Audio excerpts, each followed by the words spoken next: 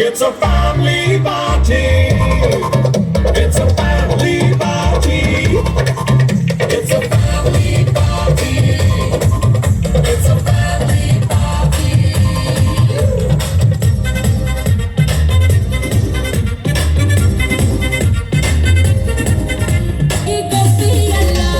Basically, technically, logically, practically, basically, technically, logically, practically, finally, it's an attitude bungalow.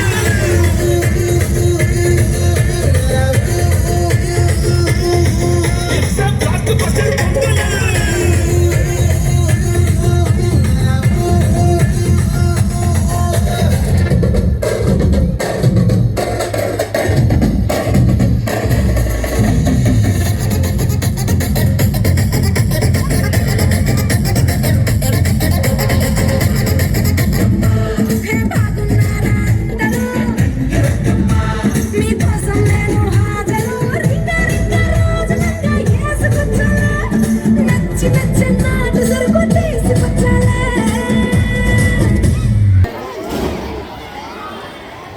ప్రధాన ఉపాధ్యాయుల వారికి ఉపాధ్యాయులందరికీ నమస్కారాలు.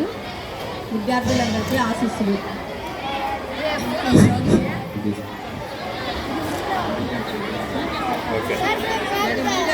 విద్యార్థులందరికీ నా ఆశీస్సులు. ఈరోజు ఈ పదవీ విరమణ కార్యక్రమం నాకు చాలా బాధగా అనిపించినా కూడా ఇది అందరి జీవితంలో కూడా ఏదో ఒకసారి జరగవలసిందేను. ఉద్యోగులందరికీ కూడాను వాళ్ళ జీవితంలో ఉద్యోగంలో చేరటము ఎంత ముఖ్యమో పదవీ విరమణ చేయడం కూడా అంతే ముఖ్యం. కాబట్టి ఆ సమయం వచ్చింది కాబట్టి ఈరోజు నా పదవీ విరమణ కార్యక్రమము దిగ్విజయంగా ముగించాము.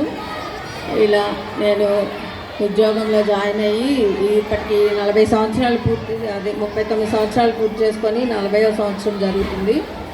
ఇన్ని సంవత్సరాల్లో కూడా నేను ఈ పాఠశాలలో పనిచేసిన కాలమే ఎక్కువ. ఈ 40 సంవత్సరాల కాలంలో కూడా నేను 5 పాఠశాలలోనే పనిచేశాను. 5 3 primary schools, 2 high schools. Primary స్కూల్స్లో చేసినా కూడా ఒక స్కూల్లో 11 సంవత్సరాలు చేశాను. మిగతా స్కూల్స్లో తక్కువ సమయమే చేశాను. అన్నిటికన్నా కూడాను నా సర్వీస్లో నేను ఎక్కువ కాలం పనిచేసిన హై స్కూల్ ఇదే స్కూలే. ఈ స్కూల్లోనే 15 సంవత్సరాలు. 5 సంవత్సరాల్లో వెళ్ళిపోతాననుకుంటూ అయిష్టంగా వచ్చా ఇక్కడికి. 5 సంవత్సరాల తర్వాత ట్రాన్స్ఫర్సే చేయలేదు. చేసిన ట్రాన్స్ఫర్ మొన్నే 6 నెలల క్రితం. ఇంకా 6 నెలల్లో ఎలాగో పదవీ విరమణ ఉంది కాబట్టి నేను ఇంకా మళ్ళీ ఇంకా ఏ స్కూల్ ఆప్షన్ కోరుకోకుండా ఇదే స్కూల్లో ఉన్నాను. అప్పుడప్పుడు నా మనసులో బాధ కలుగుతూ ఉండేది. అందరు వెళ్ళిపోయారు, అందరు కొత్త వాళ్ళు, ఉంది 3 4 పాత వాళ్ళు అని చెప్పేసి. కానీ అందరూ చక్కగా కొత్తగా వచ్చిన టీచర్లందరూ కూడాను బాగా కలిసిపోయి అందరిని కలిసిమెలిసి పనిచేశాము. ఈరోజు ఈ కార్యక్రమాన్ని ఇంత దిగ్విజయంగా జరిపిన ఈ పాఠశాల ఉపాధ్యాయులందరికీ కూడాను నా ధన్యవాదాలు తెలుపుకుంటున్నాను. చాలా సంతోషంగా ఉంది. బాధ అనిపించింది కానీ ఇంకా ఈ సర్వీస్ నుంచి నేను విరమణ పొందుతున్నాను కాబట్టి బాధగా ఉన్నా కూడా ఈ కార్యక్రమం చాలా చాలా బాగా చేసి అందరూ కూడాను బాగా చేశారు. అందరికీ కూడాను నా ధన్యవాదాలు తెలుపుకుంటున్నాను. మొత్తం అందరూ కూడా ప్రధాన ఉపాధ్యాయులు కానీ అసోసియేషన్ ప్రెసిడెంట్, సెక్రటరీ, ట్రెజరర్ అందరూ కూడాను ఉపాధ్యాయులందరూ కూడాను వాళ్ళ సహాయ సహకారాలు అందించారు. అలాగే మంచిగా దిగ్విజయంగా జరిపి ఎంతో సంతోషంగా ఈ కార్యక్రమాన్ని పూర్తి చేశారు. అందరికీ కూడాను నా తరపున, నా కుటుంబం తరపున ధన్యవాదాలు తెలుపుకుంటున్నాను. ఇంకా విద్యార్థులందరికీ కూడా తెలియజేసేది ఏంటంటే మీరందరూ కూడా చక్కగా చదువుకొని మీ భావ జీవితంలో కూడా మంచి మంచి పదవులను పొంది మంచి మంచి ఉన్నత స్థానాలను అధిరోహించి సంతోషంగా ఉంటారు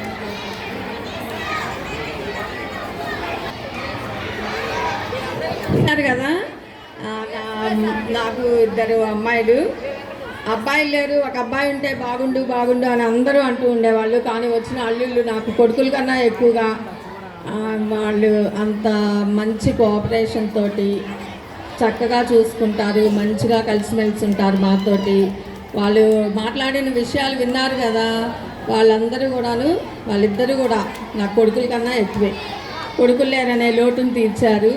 అమ్మాయిలు కూడా చక్కగా ఉంటారు, ఎప్పుడు కూడాను బాగా చెప్పినట్టు వింటారు. మీకు కూడా చాలా సందేశాలు ఇచ్చారు.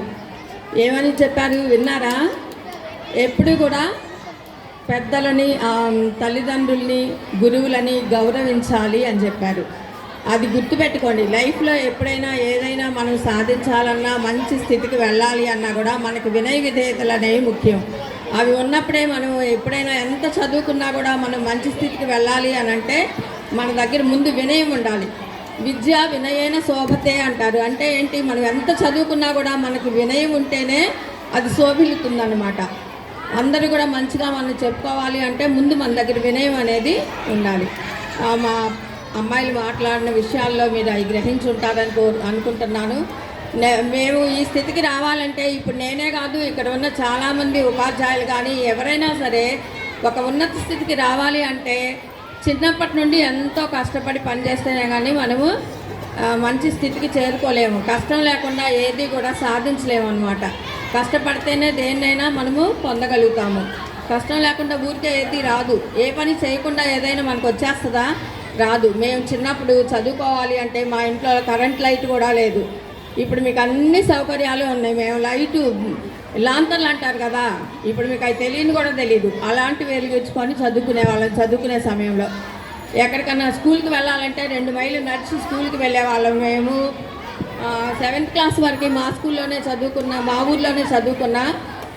మళ్ళీ 8th క్లాస్ నుంచి కూడా మేము నడిచి వెళ్ళేవాళ్ళం. 2 మైల్స్, 2 మైళ్ళు అంటే కిలోమీటర్స్లో చెప్పాలంటే 1.5 కిలోమీటర్, 3 కిలోమీటర్లు, అన్ని కిలోమీటర్లు నడిచి వెళ్ళేవాళ్ళం అన్నమాట. అంత దూరం నడుచుకుంటూ వెళ్ళి సైకిళ్ళు అలాంటివి. అప్పుడు మీకు సైకిళ్ళు లేవా అని అడిగారు ఎప్పుడో ఒక అమ్మాయి నన్ను. సైకిళ్ళు లేవు. సైకిళ్ళు ఒక ఇంట్లో ఎక్కడన్నా ఉంటేనే గొప్ప. అలాంటి చోట మేము నడుచుకుంటూ వెళ్ళి, ఇలాంటి రోడ్లు కూడా ఫెసిలిటీస్ ఉండేవి కాదు.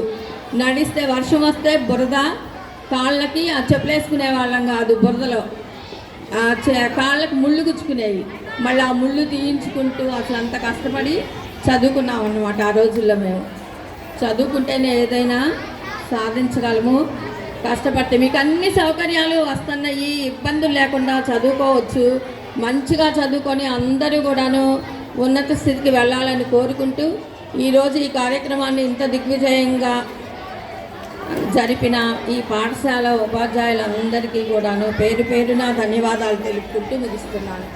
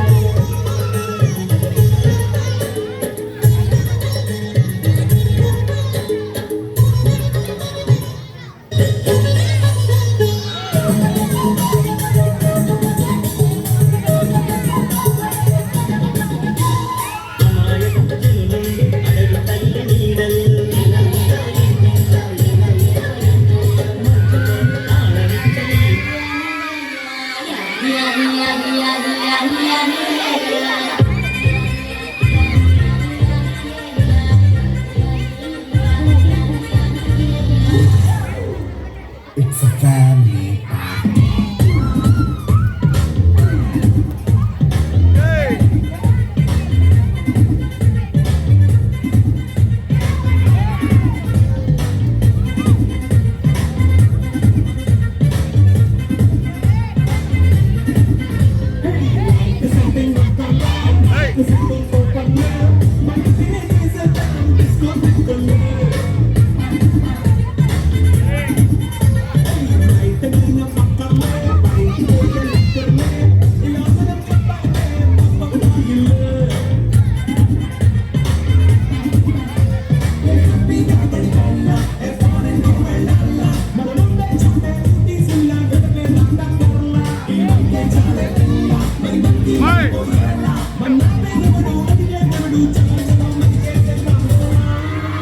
It's a family party. It's a family party. It's a family party. It's a family party.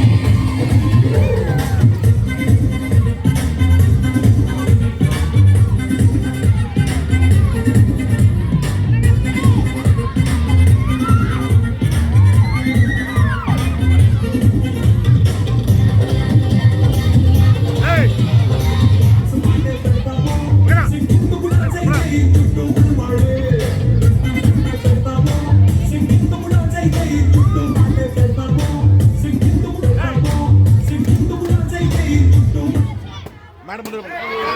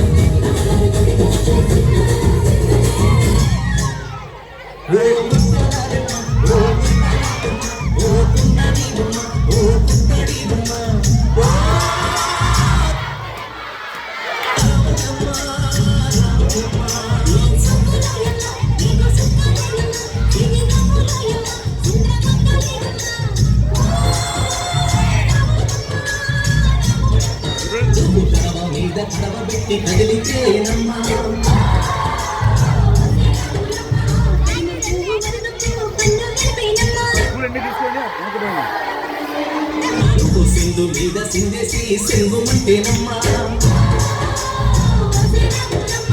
జింక పిల్ల పాదాలకు జంపు కట్టేనమ్మా